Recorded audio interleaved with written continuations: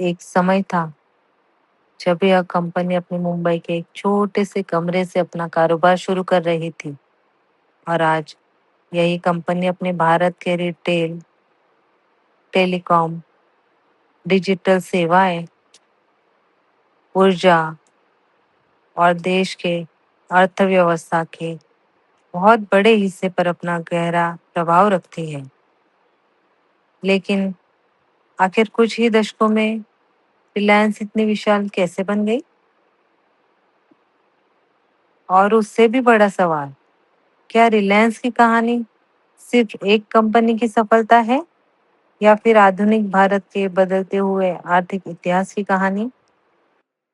आज अगर आप मोबाइल का इंटरनेट इस्तेमाल कर रहे हैं, सुपरमार्केट से खरीदारी कर रहे हैं या फिर ऑनलाइन फिल्में देखते हैं या डिजिटल पेमेंट करते हैं, तो बहुत ही संभव है कि किसी न किसी रूप में रिलायंस आपकी जिंदगी का हिस्सा हो सकता है।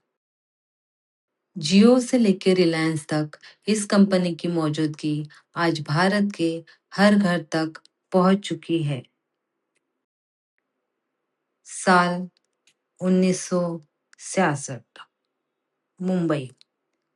एक युवा व्यापारी, नाम था धीरूभाई अंबानी।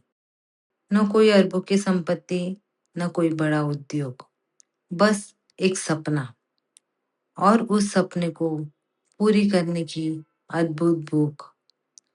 उन्होंने रिलायंस कमर्शियल कॉरपोरेशन के नाम से मसालों और पॉलिएस्टर यार्न की व्यापार की शुरुआत की।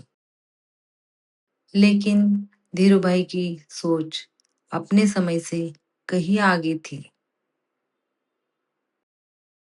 कुछ वर्षों के बाद रिलायंस ने अपना कपड़ा उद्योग में कदम रखा और यही जन्म हुआ विमल ब्रांड का। जल्द ही विमल पूरे देश में गुणवत्ता और भरोसे का प्रतीक बन गया था।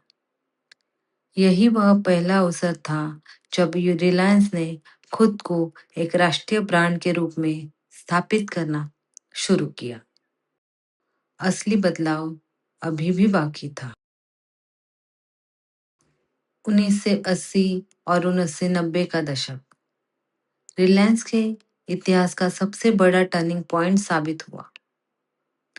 कंपनी ने पेट्रोकेमिकल्स और ऑयल रिफाइनिंग में भारी निवेश किया। अब रिलायंस केवल कपड़े बेचने वाली कंपनी नहीं रही, वह भारत के औद्योगिक ढांचे का महत्वपूर्ण हिस्सा बन चुकी थी। विशाल रिफाइनरियां, हजारों करोड़ के संयंत्र और बड़े पैमाने का उत्पादन, यही से रिलायंस का वास्तविक औद्योगिक साम्राज्य आकार लेने लगा। रिलायंस की रणनीति बेहद सरल थी, लेकिन उतनी ही शक्तिशाली भी। ऐसे उद्योग चुनो जहां भविष्य हो, तेजी से निवेश करो, बड़े पैमाने पर विस्तार करो और फिर उस क्षेत्र के सबसे बड़े खिलाड़ियों में शामिल हो जाओ। यही रणनीति कंपनी को एक के बाद एक नए क्षेत्रों में ले गई, लेकिन सबसे बड़ा बदलाव अभी आना बाकी था।